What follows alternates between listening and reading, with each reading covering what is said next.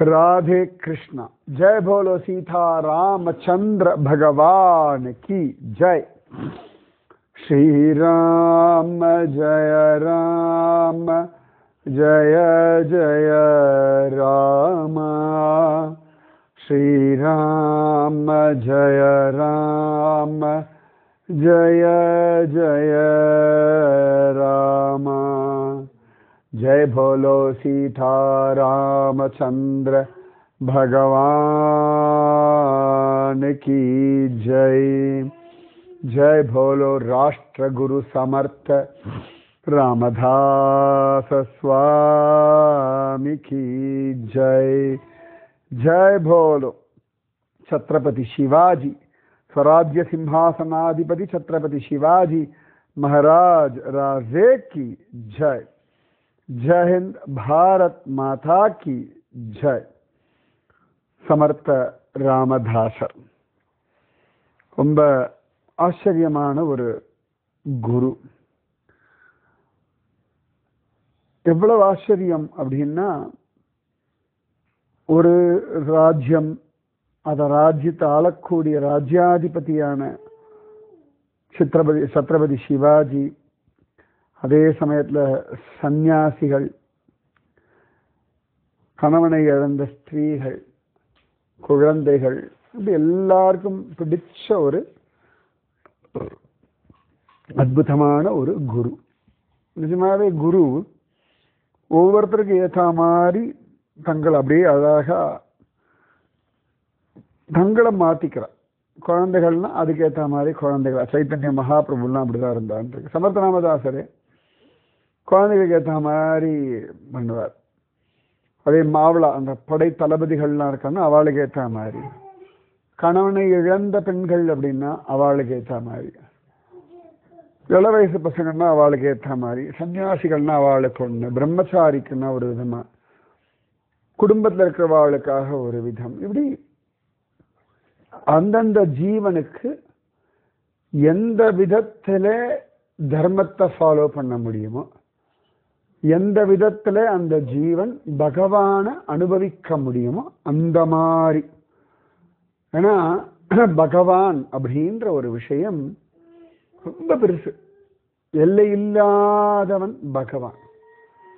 நம்ம புராண இதிகாசங்கள் எல்லாத்துலேயும் பார்த்தோம்னா, சுவாமி ஒவ்வொரு பக்தாளுக்கு தகுந்த மாதிரி தன்னை கல்டிவேட் பண்ணிக்கிறார்.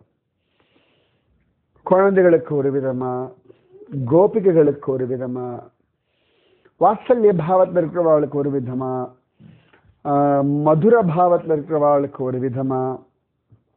இதுதான் ரொம்ப சனாதன தர்மத்துல இவ்வளவு விதமான கடவுள் ரூபங்கள்லாம் இருக்கு அப்படின்னா, எந்தெந்த ரூபங்களுக்கு ஏற்ற மாதிரி ஜனங்களுக்கு அனுபவம் கிடைக்குமோ அதுக்கு ஏற்ற மாதிரி தன்னை பண்ணிக்கிறார்.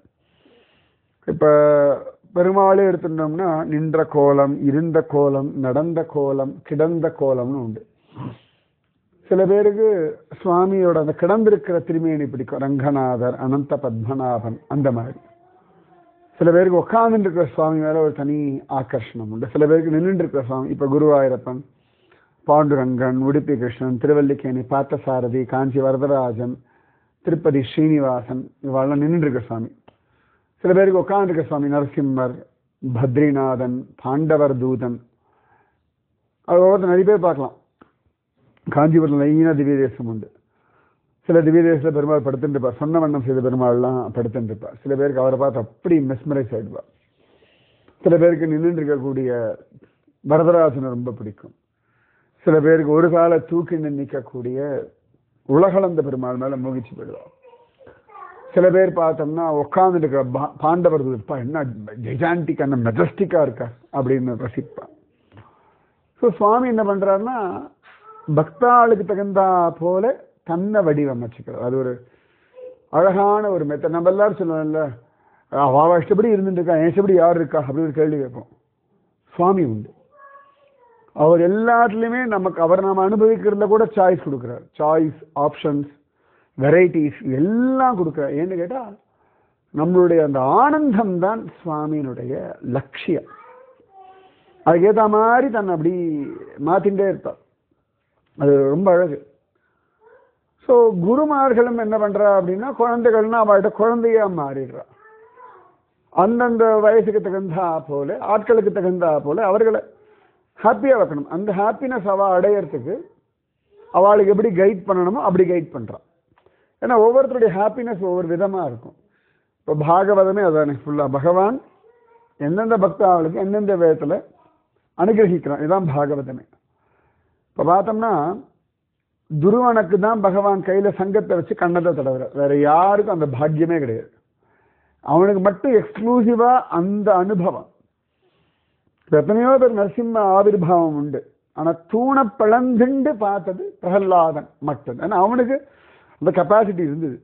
தூட உடச்சிண்டு வந்து அந்த வீரம், அந்த அஹோ வீரியம், அஹோ சௌரியம், அஹோ பலம், அஹோ பராக்கிரமம் அப்படின்னு அதை ரசிக்கிற பாவம் அவனுக்கு இருந்தது. அதே நிறைய பேருக்கு கேட்பா, எனக்கு நரசிம்ம தரிசனம் வேணும் அப்படின்னு. பெங்களூர்லயும் பார்த்தோம்னா மத்தூர் உண்டு, உக்ர நரசிம்ம. அர்ஜுனன் கேட்கறான், எனக்கு நரசிம்ம ரூபத்தை காட்டி கொடுன்னு. இப்போ பகவான் சொல்றான், ஒன்னெல்லாம் தாங்க முடியாது, நீங்க வா இந்த மத்தூர்ல ஏற்கனவே ரிஷிகள் தபஸ் பண்ற, அவளை காட்சி கொடுங்க, அந்த ரூபத்தை நீ பார்த்துக்க போதும்ட்டார். அவனுக்காக வரமாட்டேன்னுட்டார். உனக்கு அதை தாங்குற சக்தி கிடையாது. ஏன்னா அர்ஜுனன் வந்து பகவானுடைய விஸ்வரூப தரிசனத்தை பார்த்து பயந்து நினைக்கிறவன். அவன் நரசிம்மர்லாம் பார்த்தா அவளுக்கு செத்தே போயிடுவான். ஸோ அவனுடைய கெப்பாசிட்டிக்கு உனக்கு மூர்த்தி இருக்கார், அதை பார்த்துக்கோ, அது போதும் அப்படின்னு சொல்றார் சுவாமி. அப்ப பகவான் அப்படி தன்னை வெரைட்டியா கொடுக்கிறார். ஸோ குருவும் என்ன பண்றாருன்னா, நம்மளுடைய தகுதி, நம்மளுடைய தபஸ், நம்முடைய தேவை. ஏன்னா பக்தியிலையும் ஒவ்வொருத்தருக்கும் எந்தெந்த லெவலுக்கு பக்தி வேணும்னு அவ ஒரு நிர்ணயம் வச்சிருக்கா. சில பேருக்கு காமியார்த்தமா கேட்டது கிடைச்சா போதும், மனசு நடந்தா போதும், பிரச்சனைகள் வராமல் இருந்தா போதும், வியாதிகள் சரியானா போதும். ஸோ அவளுடைய அனுபவங்கள்ன்றது அதுல நிற்கும். நான் அந்த கோவில் போனேன், எனக்கு இந்த பிரச்சனை சரியாச்சு. நான் வெண்ணக்காப்பு சாத்தினேன், எனக்கு வியாதி சரியாச்சு. நான் வெத்தலை மாலை சாத்தினேன், எனக்கு வந்து நினைச்சது நடந்தது. So they are happy with this. அதே இன்னும் சில பேருக்கு இதெல்லாம் லட்சியமே கிடையாது, எனக்கு அனுபவம் வேணும் அப்படின்னு கேட்பா. அந்த அனுபவத்துக்கு ஏற்ற மாதிரி, அவளுக்கு ஏற்ற மாதிரி அனுபவம். ஸோ இந்த வாழ்க்கைன்றது வாழறதுக்காக, பக்தியும் அனுபவிப்பதற்காக. எதுவுமே கம்பல்ஷன் கிடையாது, திணிச்செல்லாம் கொடுக்கவே இல்லை. அப்ப சமத்ராமதாசர் அப்படிதான் ஒவ்வொருத்தருக்கும் பக்தி, அனுபவம், இந்த விஷயங்களை சொல்லிக் கொடுக்கிறார். இப்போ ஒரு சின்ன குழந்தைன்னா அதுக்கு என்ன பிடிக்குமோ சாப்பாடு அதுக்கேற்ற மாதிரி கொடுப்போம் இல்லையா. வயசானவான்னா அவளுக்கு பல்லு இல்லை, ரொம்ப கடினமாக சாப்பிட முடியாதுன்னா கரைச்சி கொடுப்போம். நல்லா பல்லெல்லாம் இருக்கு அப்படின்னா அவளுக்கு நல்லா கடினமான ஆகாரங்களை கொடுப்போம். இந்த மாதிரிலாம் உண்டு. சாதாரண வசனம் சொல்லுவோம், பல்லு இருக்கணும் பக்கோடா சாப்பிட்றான் அப்படின்னு. அந்த மாதிரி லைஃப் ஸ்டைல், அவளுடைய அனுபவங்கள், அவளுடைய தேவை, இதை பொறுத்து பகவத் பக்தியை எப்படி வேணாலும் அனுபவிக்கலாம். இதில் வந்து ஒரு லிமிட்டேஷன்ஸ்லாம் கிடையாது. ஸோ சமர்த்தராமதாசர் சத்ரபதி சிவாஜியோட பக்திலாம் அப்படின்னா ராஜ்ய பரிபாலனம் பண்ணும், தர்மத்தை ஸ்தாபிதம் பண்ணும். அவனுக்கு இந்த கான்சன்ட்ரேஷன் ஒன்று தான் அவனோட. அது உத்தவ் சுவாமி, கல்யாண் சுவாமி, அவளுடைய தபஸ், அவளுடைய வே ஆஃப் பக்தி வேற. அது வேணாபாயி, அக்காபாயி, இவாளுடைய தபஸே வேற. அவளுக்கு தகுந்த மாதிரி சொல்லிக் கொடுக்குறார். அது சத்ரபதி சிவாஜி அத்தனை விசேஷமானவன். அப்படி ஓடிட்டு இருந்த ஒருத்தன் நிஜமாக அப்படிலாம் ஓட முடியாது. அவதாலும் சண்டை, அது எல்லாத்தையும் தர்மஸ்தாபிகம். அது அவனுக்கு பர்சனலா ஒரு சுகம். நீங்க பார்த்தோம்னா ஹிஸ்டரியில இந்த முகலாய ராஜாக்கள்லாம் பார்த்து வச்சுக்கோங்களேன், அவளுடைய சுகத்தை பேஸ் பண்ணி மட்டும்தான் ராஜ்ய பரிபாலனம் இருக்கும். அவளுடைய சுகத்தை பேஸ் பண்ணி தான் அவள் சுற்றி இருக்க ஆளை வச்சுப்பா. யுத்தம் கூட அவளோட சுகத்தை பேஸ் பண்ணி தான். தர்மம்ன்ற ஒரு கான்செப்டே அங்கே இருக்காது. முகல்ஸோடைய யாரும் பாபர், ஹுமாயூன், அக்பர், இவனுக்கு 1008 பொய் சொல்லுவாங்க ஹிஸ்டாரியன்ஸ். அது விட்டுருவோம். லிட்டரலாக பார்த்தோம்னா அவனுடைய சுகம் அதை பேஸ் பண்ணி மட்டும்தான் அவளுக்கு ராஜ்யம். சனாதன தர்மத்தில் மட்டும்தான் தர்மத்தை பேஸ் பண்ணி ராஜ்யம். ராமனும் அப்படிதான்.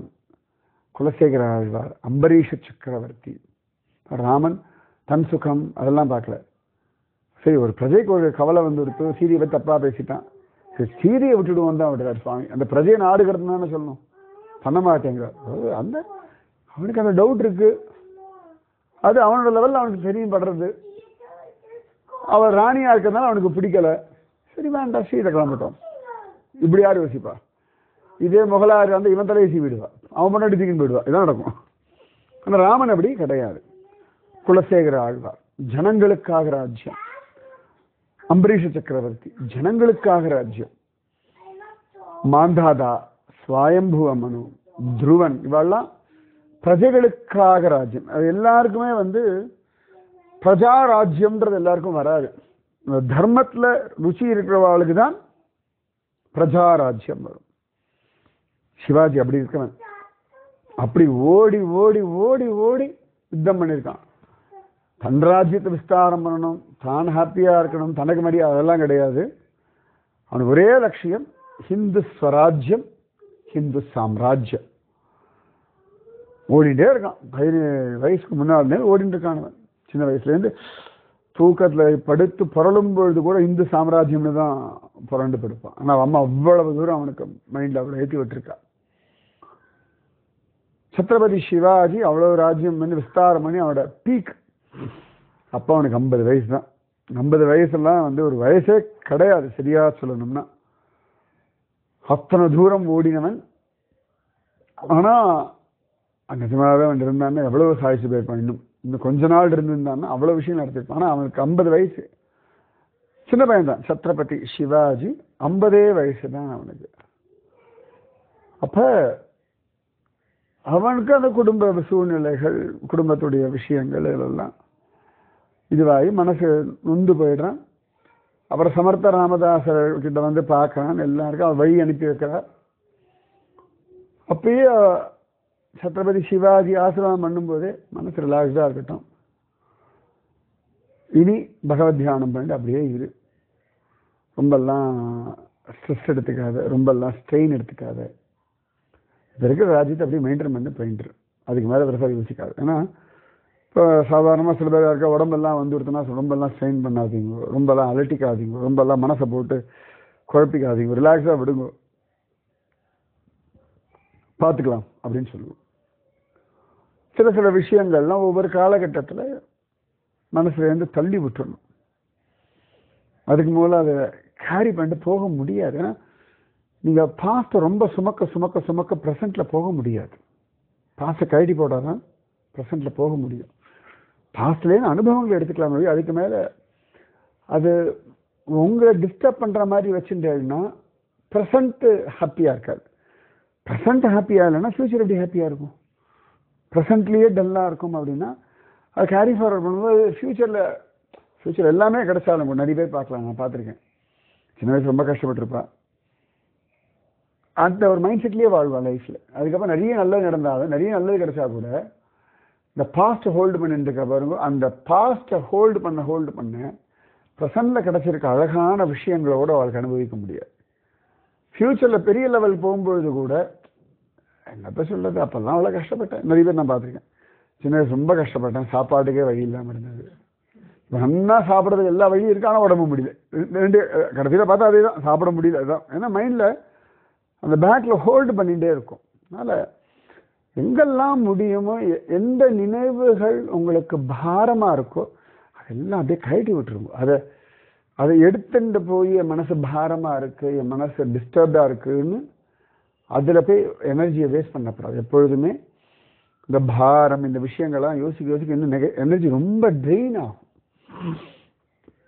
ஒரு வாரம் ஜுரம் சாப்பிடல, இப்போ ஜுரம் சரியாக போயிடுது, நல்லா சாப்பிட்றோம். ஒரு வாரம் சாப்பிடல, இப்போ சாப்பிட்டு என்ன பண்ண போறேன்னு இருக்க முடியாது. டாக்டர் சொல்ல நல்லா சாப்பிடுங்க, சாப்பிட்டாலே பாதி வியாதி சரியாக போய்டும் அப்படிங்க. சில பேர் நான் பார்த்துருக்கேன், நல்லா சாப்பிடுங்க, சாப்பிட்டாலே பாதி வியாதி. அதனால ஒரு லெவலுக்கு மேலே பாஸ்ட் எல்லாம் ஹோல்டு பண்ணிட்டு இருக்க வேண்டாம். அதனால சமர்த்த ராமதாசன், நீ ரிலாக்ஸ்டாக இரு சிவாஜி, எல்லாம் பண்ணியாச்சு, எல்லாம் எல்லா பக்கம் ஆள் பார்த்துட்டு இருக்கா, குடும்ப கவலைகள் அதெல்லாம் விடு, எல்லாம் பார்த்துக்கலாம், எல்லாம் ராமராயா இருக்கான், ஒன்றும் கவலைப்படாது. ஆனால் அவனுக்கு இது சரி பண்ணணுன்றதை விட அவன் இதுலேருந்து மனசு வெளில எடுத்துட்டா போதும். இதுதான் மீனுங்க. அவன் இதுக்கு மேலே இதை சரி பண்ணணுன்ற விஷயத்தில் அவன் ரொம்ப தூரம் அவனோட எஃபர்ட்ஸ் போட்டு பிரயோஜனம் இல்லை. இப்போ கொரோனா வந்தது, நாம் எல்லாம் எஃபர்ட்ஸ் போட்டு கொரோனாவுக்கு மருந்தாக கண்டுபிடிச்சோம்? கொரோனாவில் மாஸ்க் போட்டுட்டோம், வெளில போகாமல் இருந்தோம், யாருக்கா வந்து எடுத்தோன்னா ஒதுங்கி இருந்தோம். இவ்வளோதான் நம்ம பண்ணது. யாரும் நம்ம மருந்து தேடி கண்டுபிடிக்கிறோம்னு அந்த எஃபெக்ட் போடவே இல்லை. அதுக்கு அவசியமே இல்லை. நம்ம போடுறது பிரயோஜனம் இல்லை. நமக்கு தெரியாது கொரோனாவோட அந்த டிசீஸ், அதோட மாலிகுலர் காம்பினேஷன், அதுக்கு என்ன மருந்து கொடுத்தா அதை சரி பண்ணலாம், இவ்வளோலாம் நம்ம யோசிக்கவே முடியாது. நமக்கு கெப்பாசிட்டி கிடையாது. ஸோ சில விஷயங்கள்லாம் பியாண்ட் அவர் லிமிட்ஸ் அப்படின்னும் பொழுது அந்த இடத்துல போய் நம்ம எனர்ஜியை வேஸ்ட் பண்ணக்கூடாது. ஞாபகம் வச்சுக்கோங்க. யாராவது ஒருத்தர் நெகட்டிவாக பேசிட்டு இருக்கா, நெகட்டிவாக நினச்சிங்கன்னா ஒரு லெவலுக்கு மேலே அவளை பாசிட்டிவ் வாக்கெல்லாம் ட்ரை பண்ணாதீங்க. சரியா அப்படி இருக்கா, அந்த நெகட்டிவிட்டி உங்களை பாதிக்காமல் பார்த்துக்கலாம் நீங்கள். எவ்வளோதான். இப்போ கொரோனா யாருக்கா வந்தாச்சுன்னா அவளுக்கு வந்துடுத்தே நீங்கள் வருத்தப்படுறதை விட உங்களுக்கு வராமல் நீங்கள் பார்த்துக்கணும். இவ்வளோதான் மேக்ஸிமம் உங்களால் பண்ண முடியும். ஸோ யாராவது நெகட்டிவாக குறிச்சி மாதிரி நான் பார்த்துருக்கேன். யாராவது நெகட்டிவாக பேசுகிறா, நெகட்டிவாக ஒரு டிஃபென்சிவாக இருக்கான்னா அவட்ட பேசவே மாட்டா. குருஜியம்மா எனக்கு எதான்னு சொல்லுங்க. குருஜியம்மா சொல்ல, நான் எத்த சொன்னாலும் நீ அதுக்கு ஒரு சாக்கு போக்கு சொல்ல போகிறாய், நான் என்ன சொன்னாலும் நீ உன்னுடைய ஸ்டாண்டில் நிற்க போகிறாய், நான் எதுக்கு என் சக்தியை வீண் பண்ணணும், உனக்கு நிஜமாவே வழி தெரியணும்னா நீ கேட்குற முறையில் எனக்கு தெரியும், அப்போ புரியும், அப்போ நான் சொல்கிறேன் அப்படின்வா. நீ உனக்கு நீ பண்ணுறது சரியா தப்பா, இல்லாட்டி நீ பண்ணுறது சரின்னு என்கிட்ட ப்ரூவ் பண்ணுறது நீ ட்ரை பண்ணிட்டு இருக்காய். உனக்கும் எனர்ஜி வேஸ்ட்டு, எனக்கும் எனர்ஜி வேஸ்ட்டு. நான் சொல்லி நான் சொல்லி மாறுற மைண்டில் உனக்கு இல்லை. நான் என்னதுக்கு என் எனர்ஜியை வேஸ்ட் பண்ணணும்?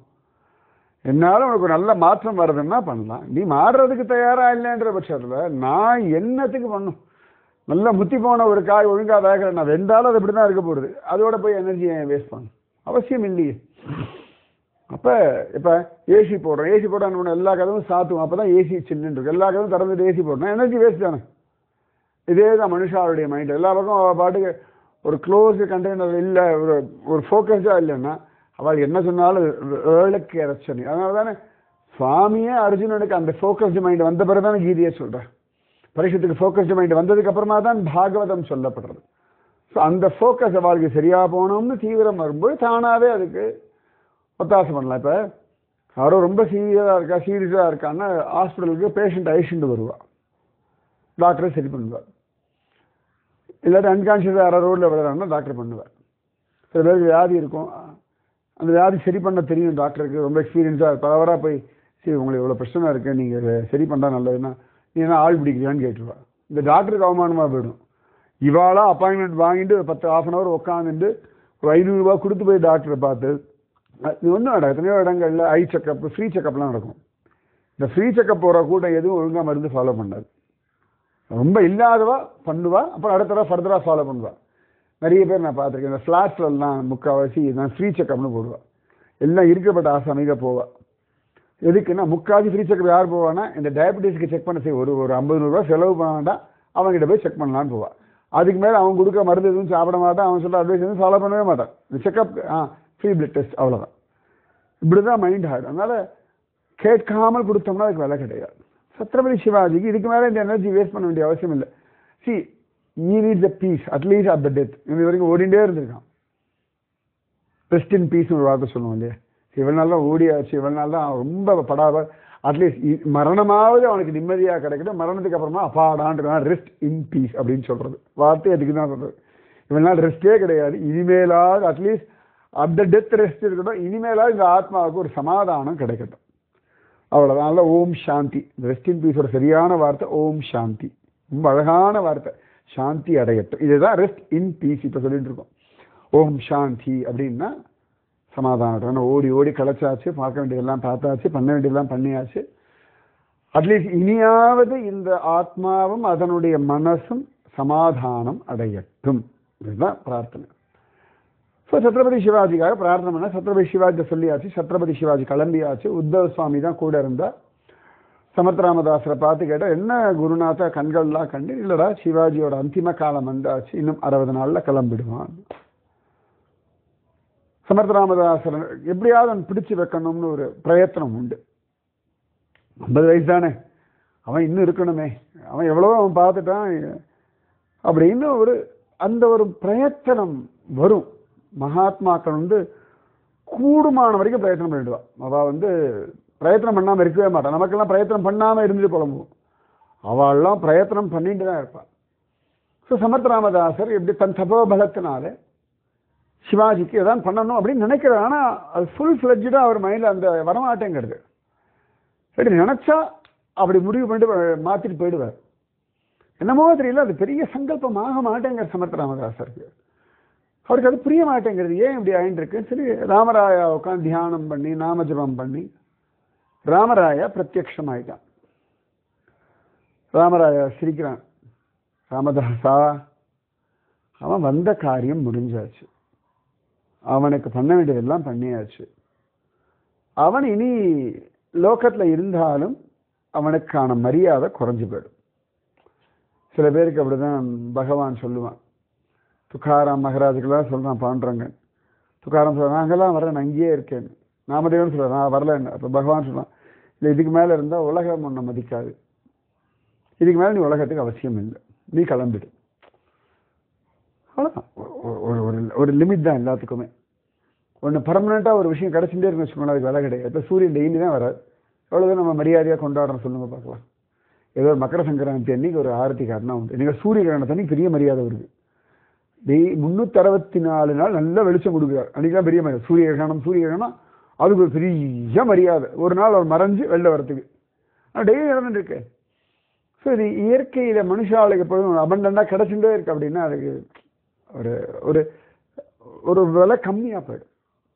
ராமராயா சொல்லிட்டேன், அந்த பாரு தசரதனும் கிளம்பினான், நானும் காட்டுக்கு போனேன், எல்லாம் அப்படி நடந்துட்டு தான் இருக்கும், புரியறதா? நானும் கர்ப்பவதி சீதையை காட்டுக்கு அனுப்பினேன், குழந்தைகள்லாம் வந்தா, லவகுச்சா வந்தா, வந்ததுக்கப்புறம் நானும் சீதையை சேர்ந்து இருந்தோம், சீதை பாட்டு கிளம்பி தான் போயிட்டா. இது இப்படி தான் அந்த அவதார காரியங்கள் முடிஞ்சதுன்னா போயிட வேண்டியதுதான்.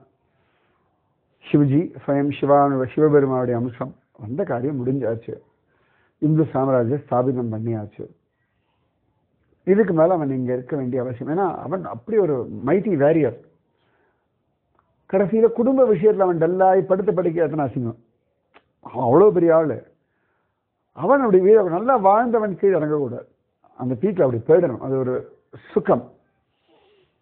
அதனால் அவனுக்கு எக்ஸ்டெண்டட் லைஃப்லாம் நீ யோசிக்காதேன்னு சுவாமியே சொல்லிட்டார். அவனுக்கு இதுதான் பெருமை. அவன் மைட்டி வேரியர், அவ்வளோ ஜோர எல்லாத்தையும் ஜெயிச்சிருக்கான், அவன் நினைச்சதை சாதிச்சுட்டான், நீ பிரார்த்தனை பண்ணதெல்லாம் பண்ணி கொடுத்துட்டான். இனி அவன் இந்த உலகத்தில் இருந்தால் அவனுக்கான அந்த மரியாதை குறையும் அப்படின்னு சொல்றார். சமர்த்த ராமதாஸ் சமாதானம். சரி ராமா, நீ சொல்லியா அப்போ ஒன்று மட்டும் சமர்த்த ராமதாசர் அவன் மன சமாதானமாக இருக்கட்டும். இந்த குடும்ப விஷயங்கள், அவளுடைய நம்பிக்கை துவங்கள், இதெல்லாம் அவனுக்கு மனசு வலிக்காமல் இருக்கட்டும். அவனுக்கு அந்த ஒரு சமாதானத்தை கொடு. ஏன்னா அதில் தான் அவனுக்கு உடம்பு வீக்காக இருக்கு. ஒன்று நிறைய அலைஞ்சிருக்கான், நிறைய உடம்புக்கும் ஒரு அலைச்சல் உண்டு, அது மேலே முடியல அவனாலையும். உடம்போட என்டியூரன்ஸோட தான். அப்போ ஒரு சொன்னார், இருக்கட்டும், நிறைய நாமஜபம் வரட்டும், உன் சிந்தனைகள் சத்சங்கம் இதில் மட்டும் அவன் மனசில் ஆயப்படட்டும், இந்த உலகாயுத விஷயங்கள்லேருந்து அவன் அதில் விடுதலை வெளில வரட்டும் அப்படின்னு பிரார்த்திச்சுக்கிறார். ஸோ அந்த 2 மாதமும் சத்ரபதி சிவாஜி ஃபுல்லாக பகவத் ஸ்மரண நாமஜபம். ஆனால் ஹிஸ்டாரிக்கலி அவன் ரொம்ப டல் ஆகிட்டான், வீக் ஆகிட்டான், குடும்பத்தினுடைய விஷயங்களில் களைச்சி போயிட்டான். அல்ப மனுஷாலால் இவ்வளோ தான் புரிஞ்சுக்க முடியும். ஏன்னா எல்லாருக்குமே குடும்பம் இந்த நம்ம எல்லாருக்குமே இந்த விஷயங்கள் தானே பாதிக்கிறது. ஸோ எப்பொழுதுமே அடுத்த வாழையும் இந்த விஷயம்தான் பாதிக்கும்னு ஒரு கற்பனையிலேயே நம்ம போயிட்டு இருக்கோம். இது என்ன, நிறைய பேர் ஹிஸ்டாரிக்கலாக எழுதும் பொழுது சமர்த்த ராமதாசரே சிவாஜி கிளம்ப போகிறான் வருத்தம் ஆயிட்டார் அப்படின்னு சொல்லுவார். வருத்தம்னு இல்லை, இவ்வளோ பெரியவன், அது நல்ல ஒரு சிஷ்யன், சமத்து சின்னவன் சிவாஜி, 50 வயசு தானே, அவன் கிளம்புறான், சரி அப்படின்னு அந்த ஒரு ஆதங்கம் இருக்கத்தான் செய்யும். அதில் டல்லாகி அப்படியே அதில் சிக்காகிற அளவுக்குலாம் சமர்த்த ராமதாசர் கிடையவே கிடையாது. ஏன்னா அவருக்கு தெரியாது, சிஷ்யன் கிளம்புனா நம்மளும் கிளம்பணும், அவ்வளோதான். ராமானுஜருக்கு எப்படி கூரத்தாழ்வான் கிளம்புறான்னும் பொழுது கொஞ்சம் ஒரு டல் அடிக்கிறான்னா அப்பேற்பட்ட உயர்ந்த ஒரு வஸ்து அவளுக்கு பிரயோஜனம்ன்றத விட உலகத்தில் இப்படி ஒரு நல்ல ஆத்மா கிளம்புறது அவ்வளோதான். அவளுக்கு கூரத்தாழ்வான்றது எனக்கு சௌகரியம், நமக்குலாம் அப்படிதான் தோணும். நமக்கு சௌகரியமாக இருக்கிறவா இருந்தால் போயாச்சுன்னா ஒரு பெரிய ஒரு வேக்யூம் கிரியேட் ஆகிடும். நமக்கு அது என்ன பண்ணுறது, அது எப்படி ஃபில் பண்ணுறதுன்னு தெரியும். நமக்கு அந்த கம்ஃபர்ட் ஜோன் டிஸ்டர்ப் ஆகிடுறது பயம். மகாத்மாவுக்கு அப்படி இல்லை, இந்த மாதிரி ஆத்மாக்கள் பூமியில் இருக்கணுமே அப்படின்னு. கூரத்தாழ்வானுக்கு வந்து ரங்கன் வந்து வரதன் வாங்கலாம் மோட்சம் தரான்னு தெரிஞ்ச உடனே சொல்ற ராமானுஜர் இனி வைகுண்டம் வாழ்வு பெற்றது அப்படின்றார். கூரத்தாழ்வன் போறார், இனி வைகுண்டத்துக்கு பாக்கியம், அங்க வாழ்வு பெற்றது, நான் இழந்தேன் அப்படின்னு தான் சொல்லிக்கிறார். அது அவளுடைய சபம். அந்த மாதிரி சமர்த்த ராமதாசருக்கு சரி சத்ரபதி சிவாஜி அவ்வளவு பெரிய காரியம் பண்ணியிருக்கான். அந்த 2 மாசம் அந்த 60 நாளும் சமர்த்த ராமதாசரை பிரார்த்தனை முழுக்க முழுக்க சிவாஜி மைண்ட் காமா பீஸ்ஃபுல்லா இருக்கணும். இது ஒரே பிரார்த்தனை. எல்லாருக்கும் பிரார்த்தனை பண்ணுவார். அவனுக்கு ஸ்பெஷல் எப்பொழுதுமே அவனுக்காக அவ்வளவு பிரார்த்தனை பண்ணுவார். அவன் சரீரம் நன்னா இருக்கணும், அவன் மனசு நன்னா இருக்கணும். அந்த சமயத்தில் வீக் ஆயிடுவான் இல்லையா, அப்பெல்லாம் அவர் தானே பலம் அவனுக்கு. அப்ப அவன் அவ்வளவு பண்ணியிருக்கான், லிஸ்ட் போட்டு வச்சிருக்கான். சமர்த்தனம் இவ்வளவு காரியம் பண்ணியிருக்கான் சிவாஜி அப்படின்னு சொல்லி இவ்வளவு பண்ணவனுக்கு அந்த பீஸ்ஃபுல் டெத் அப்படின்னு அந்த ஒரு சமாதான பிரார்த்தனை பண்ணிட்டு இருக்கார். அப்போ ஒரு நாள் அவர் சமர்த்த ராமதாசர் ராமனுக்கான பூஜை ஆராதனை காட்டுறார். அப்ப என்னைக்குமே கையெல்லாம் அப்படி தட்டாது, அன்னைக்குன்னு பார்த்து ராமன் பக்கத்துல போய் தட்டுறது. இன்னமும் ராமன் கையில் இருக்க வில்லும் கொஞ்சம் அப்படி அப்படி கொஞ்சம் வளைஞ்சு ஒரு மாதிரி ஆகிறது. அது பார்த்தா இவ்வளவு வருஷத்துல அப்படி ஆனது இல்லையே. அப்பதான் அவருக்கு புரியறது, ராமனுடைய கையில் வில்லு மாதிரி தான் இந்த சிவாஜி. கரெக்டா அன்னைக்கு அவன் கிளம்புற நாள் ஆயிடுறது. சத்ரபதி சிவாஜி மத்தியானம் 12-12:30 மணி சமயத்திற்கு ஏப்ரல் மாதம் 3ஆம் தேதி 1680 அன்னைக்கு தான் சத்ரபதி சிவாஜி கிளம்புறான். ஏப்ரல் 3, 1680. கரெக்டா கொஞ்ச நேரத்தில் சமர்த்த நம்ம அப்படி பார்க்கிறார். அமைதியா தோன்றது அவருக்கு தெரியும் கிளம்புறான் அவன் அப்படின்னு. அவன் குரு தியானம் பண்ணிட்டு அவன் கிளம்புறான். சமர்த்த ராமதாசருக்கு தெரியாது. சில சந்தர்ப்பங்கள்ல எக்ஸ்டெண்ட் பண்ணிடுவா, சில சந்தர்ப்பங்கள்ல இது பண்ணுவா, சில சந்தர்ப்பங்கள்ல சரி கிளம்பட்டும் நல்லதுதான் அப்படின்னு ராமராயாவே சொல்லிட்டான் இல்லையா. எல்லாத்துக்குமே ஒரு முடிவு உண்டு இல்லையா, எதுவுமே பர்மனண்டா இருக்கக்கூடாது உலகம். அதாவது பகவானே அவதார காரியம் முடிஞ்சவன கட கடன்னு கிளம்புறான். இப்ப சுவாமிலாம் இங்க பர்மனண்டா இருந்தா யார் கேட்க போறா? அதான் பிரச்சனையா, ஒன்றும் கிடையாது. அவர் பாட்டுக்கு இருக்கலாம். அந்த அது போதும். இந்த அவதாரம் என்ன பண்ணியாச்சு, ஃபினிஷ்டா, அவ்வளோதான். இப்போ நமக்கே சாப்பாடு ரொம்ப நல்லா இருக்கு, சாப்பிட்டுட்டே இருக்கோம் வச்சுக்கோங்களேன், வியாதி அது. சரி என்ன எவ்வளோ சாப்பிட்ற இதுவாகலைன்னா வியாதின்னு அர்த்தம். சாப்பிடணும், வயிறு ஃபுல்லாகணும், அப்புறம் ஜீரணமான, அப்புறம் திரும்பி பசிக்கணும். எவ்ரி ½ அன் அவர் பசிக்கிறது சாப்பிட்டுட்டே இருக்காங்க, முதல்ல போய் செக் பண்ணுவோம் டாக்டர். பசிக்கவே இல்லைனாலும் வியாதி, பசிச்சுட்டே இருந்தாலும் வியாதி. அது ரொம்ப ஜாகிரதையா மீடியமா இருக்கணும். அதுக்குள்ள செய்தி வருது ராய்கட்லேருந்து, சத்ரபதி சிவாஜி வீர ஸ்வர்க்கம் அடைந்தான் அப்படின்னு. சமர்த்த ராமதாசர் கண்கள்ல கண்ணீர் வருது. நேர போய் ராமராயா முன்னாடி போய் உட்காந்துட்டார். ஒரு பாட்டுக்கு ஜபிக்க ஆரம்பிச்சு. அவன் நல்லபடியா போகணும், அவனை இப்படியே விட முடியாது, அது குருவினுடைய தர்மமாச்சு. மரணம்ன்றது உலகத்தை பொறுத்த வரைக்கும், சவாலை பொறுத்த வரைக்கும் சத்ரபதி சிவாஜி அப்படின்ற அந்த உடம்பு இனி நடக்காது, இனி அதனால ஒரு இது இல்லை. ஸோ முகலாயர்களுக்கெல்லாம் கொண்டாட்டம், கூட இருக்கவா அவன் மேல ரொம்ப ஆசைப்பட்டவாளுக்கெல்லாம் பயம், இப்படி ஒரு மிக்ஸ்டு ஃபீலிங்ஸ் உண்டு. எல்லாருக்கும் சிவாஜி போயிட்டான், ராஜ்யம் என்ன ஆகும், எல்லாரும் கவலையும் ஆகுதான். சமர்த்த ராமதாஸ் ரெண்டுமே உண்டு. இந்த ஆத்மா சத்கதி அடையணும், அதே சமயத்தில் இந்த ராஜ்யம் அவனுடைய ஹிந்து அவனுடைய எஃபர்ட்ஸ், இந்த தர்மம் காப்பாற்றப்படணும், பெரிய பொறுப்பு இது. இப்போ ஒரு கை குழந்தைக்காரி இருக்கா அப்படின்னா, அவரோட இப்போ மிலிட்ரியிலலாம் இருப்பா, கை குழந்தை இருக்கும், அவர் எங்கே யுத்தத்தில் போயாச்சு அப்படின்னா கொண்டு வந்தாலும் எல்லா மரியாதையும் சல்யூட்லாம் வைப்பாவும். நிஜமாவே என்ன பிரேவ் லேடிஸ் அவெல்லாம் நினச்சி கூட பார்க்க முடியாது. பிரேவ் லேடிஸாக இருப்பா, சல்யூட்டும் அடிப்பா, அதே சமயத்தில் அழவும் மாட்டா, எல்லாம் கிரியையெல்லாம் நடக்கும், குழந்தைகளும் வளர்ப்பா. சில பேர்லாம் நான் பார்த்துருக்கேன், அதுக்கப்புறம் கணவனுடைய அந்த போஸ்ட்டுக்கே போவார்கள். என்ன தைரியத்தில் போவாங்க அவளுக்கு. அப்படி அவர் அதிலே தான் அவர் விட்டார். அவரோட விட்ட பணியை நான் தொடர்றேன்னு போன லேடிஸ் நிறைய பேர் எனக்கு தெரியும். மிலிட்ரியோட அந்த ஸ்டோரிஸ் படித்தோம்னா பிரமிப்பாக இருக்கும். இன்னைக்கு பஞ்சாப், ஹரியானா, சண்டிகர் அங்கெல்லாம் யாராவது ஒரு அத்தன் மிலிட்ரியில் போயிருப்பான், அந்த அண்ணன் செத்து போயிருப்பான் யுத்தத்தில் எங்கேயாவது. அடுத்த தம்பி உடனே மிலிட்டரிக்கு போவான். ஐயோ எங்கள் அண்ணன் தான் போயிட்டானே, நான் போக மாட்டேன், அவனும் சொல்ல மாட்டான், வீட்டில் இருக்க பெரியவாளும் போகாதுன்னு சொல்ல மாட்டான். சரி நீயும் போடா என்ன இப்போ அப்படின்னு தான் அனுப்பி வைப்பா. அவளோட அந்த மைண்ட் செட் அப்படி. அந்த மாதிரி சமர்த்தராமதாசருக்கு சிவாஜிக்கு சத்கதி கிடைக்கும். இருந்தாலும் அதற்கான அந்த இது அவன் விட்டு போன இந்த சாம்ராஜ்யம் காப்பாது. அவர் பாட்டுக்கு உட்கார்ந்துட்டு ராமராயா பெரிய காரியம் பண்ணாய், நான் தனியாக வந்து எல்லா தபஸெல்லாம் பண்ணாலும் கூட இவ்வளோ பெரிய விஷயத்தை நடத்தினா சிவாஜியினுடைய பலம். ஏன்னா இவர் தபஸ் பண்ணார், யுத்தம் பண்ணது அவன் தானே, இவரும் யுத்தம் பண்ணலையே. உயிரை பணைய வச்சு எத்தனை இடங்கள்லேருந்து எப்படியெல்லாம் தப்பிச்சு வெளில வந்திருக்காங்க. ஒவ்வொரு தடவையும் அவன் எத்தனை போராட்டம். நிஜமாவே அவன் கதையை படித்தாலும் இவ்வளவு போராட்டமா அப்படின்னு தான் தோணும். நமக்கெல்லாம் போராட்டமே இல்லை, அதான் உண்மை. அப்போ சமர்த்தராமதாசர் சமாதானம் ஆறார்.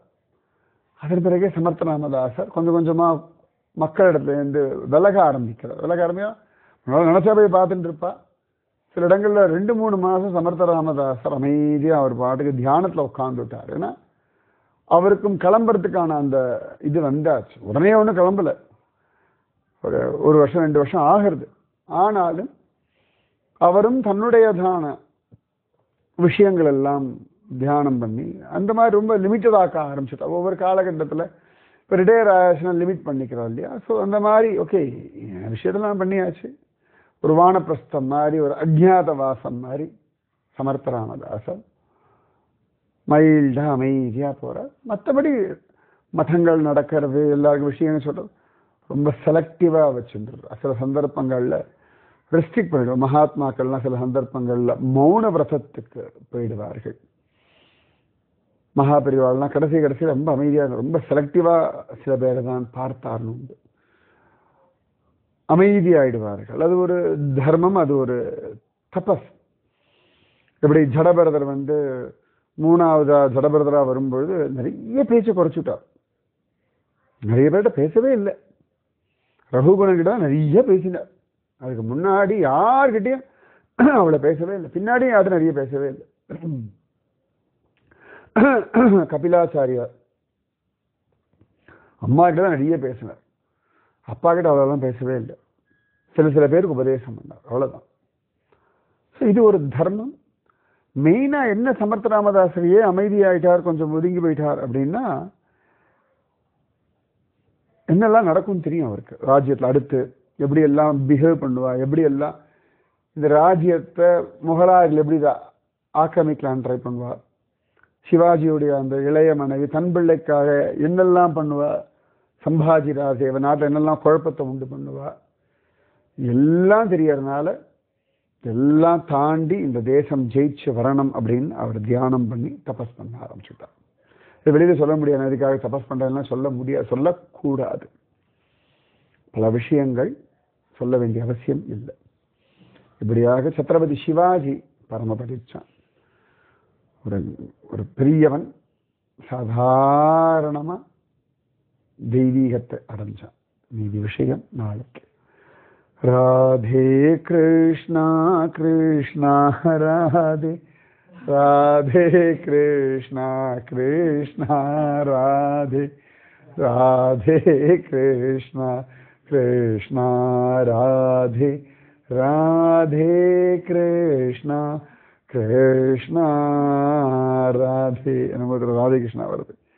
ஸ்ரீராம ஜெய ராம ஜெய ஜெய ராம, ஸ்ரீராம ஜெய ராம ஜெய ஜெய ராம.